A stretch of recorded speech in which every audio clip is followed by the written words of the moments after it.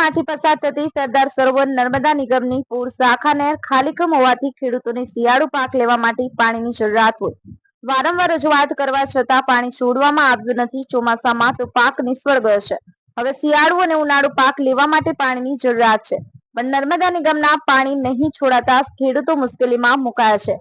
હાલ શિયાળુ પાક મકાઈ, ઘઉં, બાજરી, તુવેર અને પશુપાલકો માટે સોઠિયા પાનનો પાક કરવા માટે પાણીની તાતી જરૂરિયાત છે, પરંતુ પાણી નહીં છોડાતા ખેડૂતો મુસીબતમાં આવી ગયા છે. ડભોઈ શહેર તાલુકામાંથી પસાર થતી નર્મદા નિગમની પૂર શાખા કેનાલ હાલ પાણી વિના કોરી કટ છે. નવેમ્બર માસ અડધો થયો હોવા છતાં પાણી નહીં છોડવાના કારણે ઠેર ઠેર કેનાલો કોરી કટ ભાસી રહી છે. ત્યારે ખેડૂતો શિયાળુ પાક માટે પાણી નહીં મળતા મુશ્કેલી અનુભવી રહ્યા છે. શાખા નહેરોમાં નર્મદા નિગમ દ્વારા પાણી છોડવામાં આવે તેવી ખેડૂતો માંગ કરી રહ્યા છે. પ્રતિવર્ષ ઓક્ટોબર માસમાં કેનાલોમાં પાણી છોડવામાં આવતું હોય છે, પરંતુ આ વર્ષે પાણી છોડવામાં વિલંબ થયો હોય. ખેડૂતો શિયાળુ પાક બાજરી, મકાઈ, જુવાર, ઘઉં તેમજ સૂટીયું વગેરે પાક લેવામાં મુશ્કેલી અનુભવી રહ્યા છે. ત્યારે નર્મદા નિગમ દ્વારા ખેતી માટે કેનાલોમાં પાણી છોડવામાં આવે તેવી ખેડૂતોની માંગણી છે. જ્યારે નર્મદા નિગમના અધિકારીઓએ આ બાબતે પૂછતા કેમેરા સામે બોલવાનો ઇનકાર કર્યો હતો. ફઝલ રઝા ખત્રી, કરજણ સંદેશ ન્યૂઝ, ડભોઈ.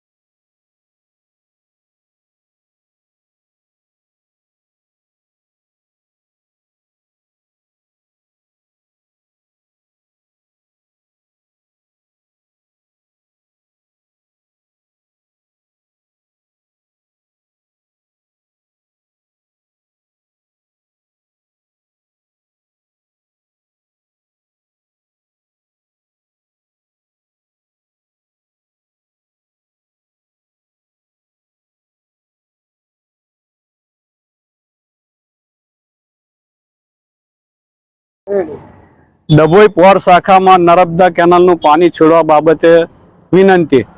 દર વર્ષે 11મા મહિનામાં 10મા મહિનામાં પાણી છોડે છે. આ વર્ષે 11મા મહિનાની 18 તારીખ સુધી પાણી આવ્યું નથી. વારંવાર નિગમમાં વિનંતી કરવા છતાં હજુ સુધી પાણી આવ્યું નથી. રોજ જઈએ છીએ તો એક જ વાત કરે સાહેબ, સોની સાહેબની, કે 2 દિવસમાં પાણી છૂટશે, રિપેરિંગ કામ ચાલુ છે. તો સાહેબ હવે શિયાળુ પાક અમે કયા મહિનામાં કરીએ? એટલે જેમ બને તેમ વહેલી તકે પોર શાખામાં પાણી છોડવા વિનંતી. વડોદરા જિલ્લાનું ડભોઈ ગામ, જ્યાંથી નર્મદા કેનાલ પસાર થઈ રહી છે, તે પોર શાખા, જેમાં 11મા મહિનામાં પાણી છોડ્યું નથી. 10મા મહિનામાં દર સાલ પાણી છૂટી જાય છે.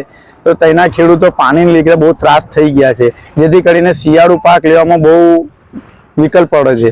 જેથી કરીને અમારે સરકારની એક જ રજૂઆત છે કે ભાઈ નર્મદા કેનાલની અંદર જે પોર શાખા સરકી રહી છે, જેમાં પાણી આવે તો દરેક ખેડૂતને લાભ મળે, જેથી શિયાળુ પાક થાય તો ખેડૂતને લાભ પાણીનો મળે.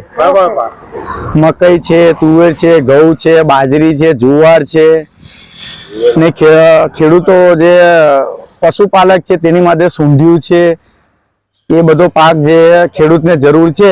તો અત્યારે બી હજુ પાણી આવ્યું નથી, તો ખરેખર ખેડૂતે પાણીનો લાભ લઈ શકે